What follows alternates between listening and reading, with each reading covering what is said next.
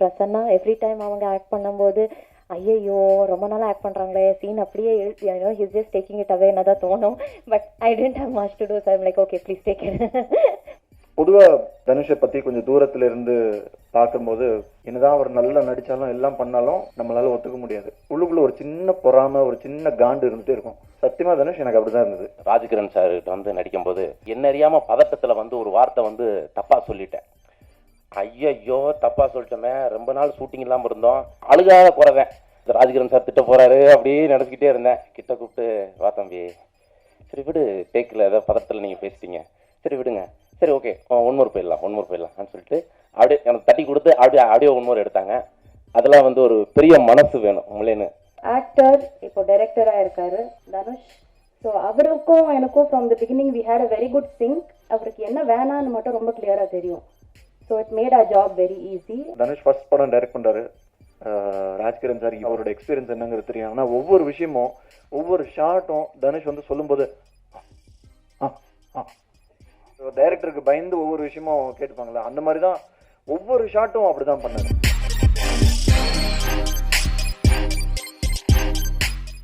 Hello everyone. Subramaniam Shiva sir, thank you so much for putting up my name in front of Dhanush. And Dhanush, thank you so much. I can't thank you enough for this opportunity, for making me a part of this lovely project. Rajkiran sir, Revati ma'am, Prasanna, Didi, thank you so much. Directly or indirectly, I've learned a lot from you, especially from Prasanna. Every time அவங்க act பண்ணும்போது ஐயையோ ரொம்ப நாளாக act பண்ணுறாங்களே scene அப்படியே he's just taking it away தான் தோணும். But I didn't have much to do, so I'm like okay please take it. Thank you so much. And yeah, thanks to everyone. ஒரு நல்ல படத்தில் இருக்கும்ன்ற திருப்தியோட உங்கள் எல்லாரையும் சந்திக்கிறதுல ரொம்ப சந்தோஷம். இந்த கதை கேட்ட உடனே முதல்ல ஞாபகம் வந்தது எங்கள் அப்பா. என் வாழ்க்கையில் எனக்கும் எங்கள் அப்பாவுக்கும் என்னெல்லாம் நடந்திருக்கோ அது எப்படி தனுஷுக்கு தெரியும்னு தெரியல. அது எல்லாம் சீனாக வச்சுருந்தாரு. எனக்கு ராஜ்கிரண் சார்கிட்ட நிறைய பேசணும்னு ஆசை. படம் ஆரம்பிச்சதுலேருந்து அவரை ரொம்ப சைலண்ட்டாக அவரை அப்சர்வ் பண்ணிகிட்டே இருந்தேன். நான் அவர்கிட்ட நிறையா பேசலை. ஏன்னா அவர் அப்பாவாகவும் நான் பையனாகவும் நடிக்கிறோம் இந்த படத்தில். எங்கள் அப்பா கிட்ட நான் எப்படி இருப்பேனோ அதே மாதிரி தான் இருக்கணும்னு இருந்தால் நல்லாயிருக்கும். அந்த படம் அந்த கதை கரெக்டாக வர்றதுக்கு நல்லாயிருக்கும்னு தோணுச்சு. அதனால அவர்கிட்ட நிறைய இன்ட்ராக்ட் பண்ணவே இல்லை. ஏன்னா எங்கள் அப்பா கிட்ட நான் நிறைய பேச மாட்டேன். 2 நிமிஷத்துக்கு மேலே 2 பேர் பேச ஆரம்பிச்சோன்னா சண்டே ஆகிடும். இந்த மாதிரி ஒரு கேரக்டரில் என்னை காஸ்ட் பண்ணணும்னு நினச்சதுக்கு தனுஷ்க்கு ரொம்ப தேங்க்ஸ். ஏன்னா இந்த படத்தை நான் பர்சனலாக எங்கள் அப்பாவுக்கு ஒரு ட்ரிபியூட்டாக நினைக்கிறேன். இதுக்கு மேலே என்ன சொல்லுறது தெரியல.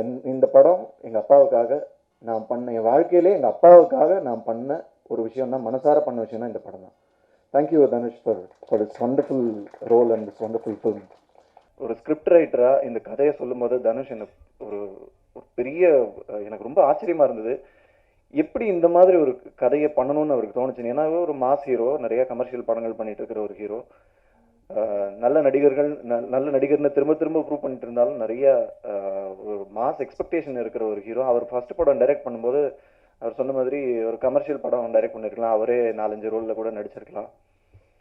அதெல்லாம் பண்ணாமல் இப்படி ஒரு கதையை எடுத்து ஒரு ஃபேமிலி என்டர்டெய்னராக ஒவ்வொரு குடும்பத்துக்குள்ளேயும் இருக்கிற விஷயத்த ஒரு படமாக எடுக்கணும்னு எப்படி அவருக்கு தோணுச்சுன்னு எனக்கு தெரியல.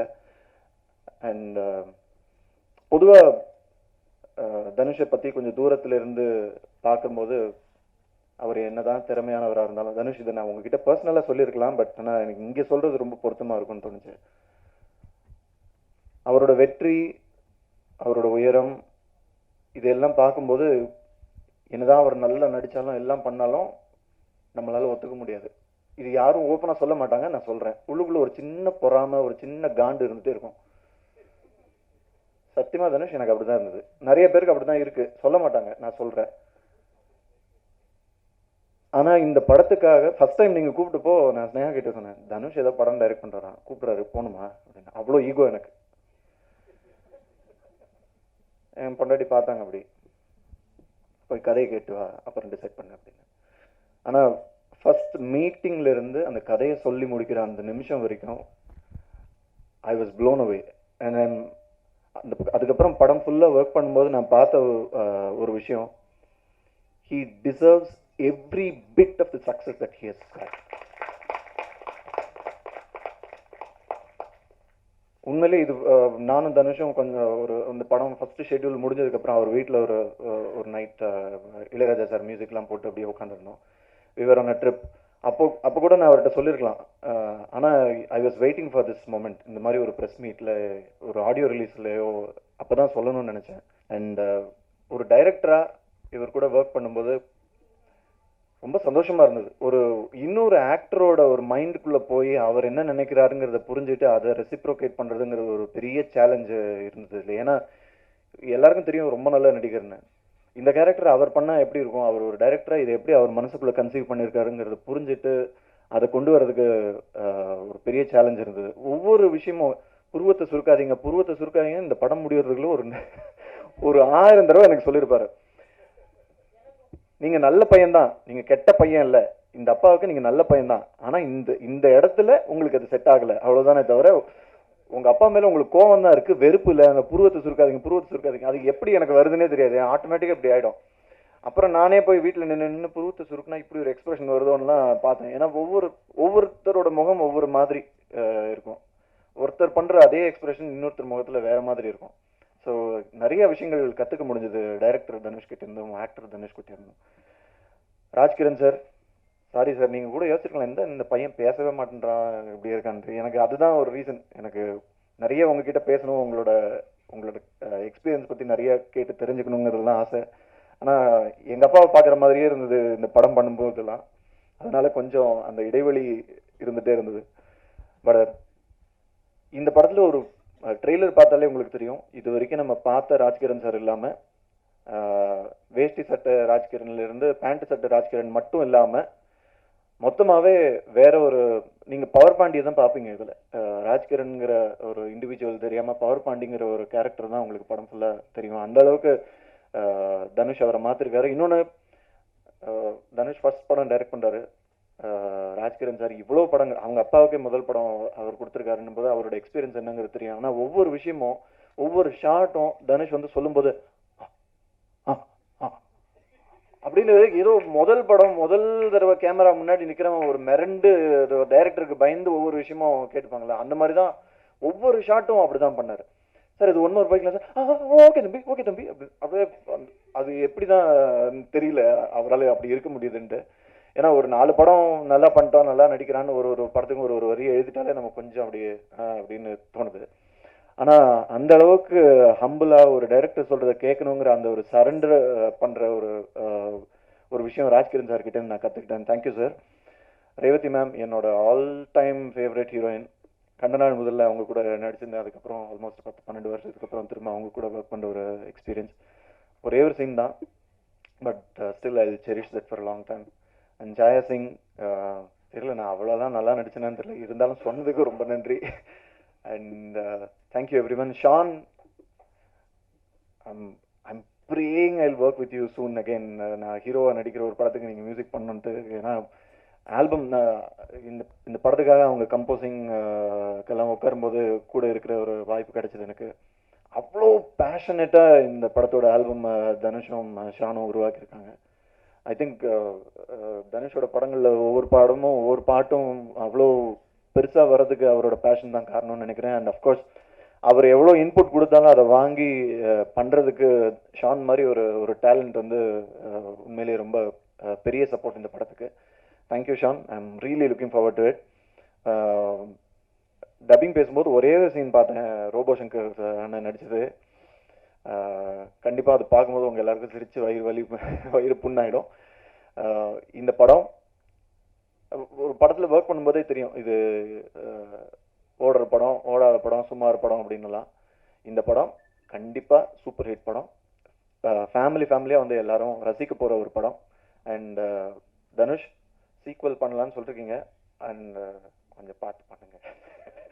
Thank you so much. என் பேர் சென்றாயன். என்னன்னு கேட்டீங்கன்னா, நான் முடியெல்லாம் கொஞ்சம் வெட்டி கொஞ்சம் சுமாட் ஆகிட்டேன், அதனால என் பேரை நான் சொல்லிக்கிறேன், சுமாட்டு. இந்த படத்தில் நடித்ததுக்கு வந்து நான் எவ்வளோ சந்தோஷப்பட்டனோ, எனக்கு மேலே வந்து தனுஷ் சாருடைய ரசிகர் வந்து ரொம்ப ரொம்ப சந்தோஷப்பட்டாங்க. நான் வெளியெல்லாம் போகும்போது கேட்பாங்க, என்ன தலை அடுத்து பொல்லாதனுக்கு அப்புறம் அடுத்து தனுஷ் சார் கூட நீங்கள் பண்ணுறீங்களா, வேறு என்ன படம் பண்ணுறீங்களா கேட்டுட்டு இருப்பாங்க. நான் இந்த படம் சொன்னால் ரொம்ப ரொம்ப சந்தோஷப்பட்டாங்க, ரொம்ப ரொம்ப தேங்க்ஸ்.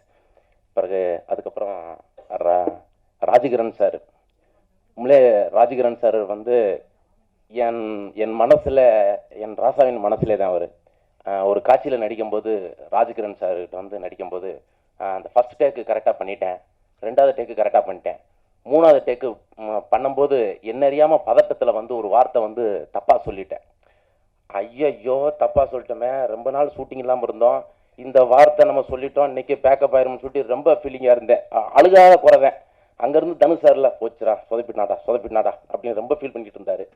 அப்போ ஐயோ என்ன ஆகுது, ராஜகிரண் சார் திட்ட போறாரு அப்படியே நினச்சிக்கிட்டே இருந்தேன். கிட்ட கூப்பிட்டு, வா தம்பி, சரி விடு, டேக்கில் ஏதோ பதட்டத்தில் நீங்கள் பேசிட்டீங்க, சரி விடுங்க, சரி ஓகே ஒன்மோர் போயிடலாம் அப்படின்னு சொல்லிட்டு அப்படியே எனக்கு தட்டி கொடுத்து அப்படியே ஒன்மோர் எடுத்தாங்க.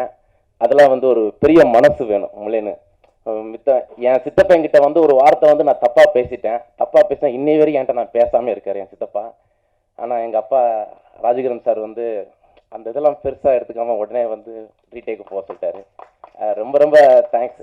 ஆனால் அந்த ராஜகிரண் சார் வந்து அந்த ஒன்மொரு ஏதாவது கோச் இருந்தாருன்னா கண்டிப்பாக அந்த இடத்துல எனக்கு வேலை இல்லை, உங்களே இல்லை. ஆனால் தட்டி கொடுத்துட்டு உடனே ஒன்மொரு சொல்லிட்டாங்க. ரொம்ப ரொம்ப தேங்க்ஸ் ராஜகிரண் சார், ரொம்ப ரொம்ப நன்றி. பிறகு இந்த படத்தில் ஒர்க் பண்ண team work, editor and music director, production manager, assistant director எல்லாருக்கும் ஒரு பெரிய நன்றி, பெரிய தேங்க்ஸ். ரொம்ப ரொம்ப நன்றி, ரொம்ப ரொம்ப தேங்க்ஸ். சூப்பர், தேங்க்யூ, நன்றி. பவர் பாண்டி இந்த ஸ்கிரிப்ட் நான் ரொம்ப நாளைக்கு முன்னாடி படித்தேன். It's a beautiful story. ஒரு ஆக்டர் இப்போ டைரக்டராக இருக்காரு, and he is also the producer of this film, Dhanush. It's it's a wonderful experience. அவரோட நான் ஒர்க் பண்ணது கிடையாது இதுக்கு முன்னாடி as an actor, but as a director I think for a technician ரொம்ப ரொம்ப முக்கியம். You have to understand your technician. So அவருக்கும் எனக்கும் from the beginning we had a very good sync, and அவருக்கு என்ன வேணான்னு மட்டும் ரொம்ப கிளியராக தெரியும். So it made our job very easy. And Sean, your music is brilliant. Just wanted to see you in person and tell you it's amazing. It's playing on repeat mode. And Revati ma'am, it was a pleasure working with you. You've been, like, I've watched all your films from childhood, and it's a great honor to work with you. And of course, thank you very much. Thanks.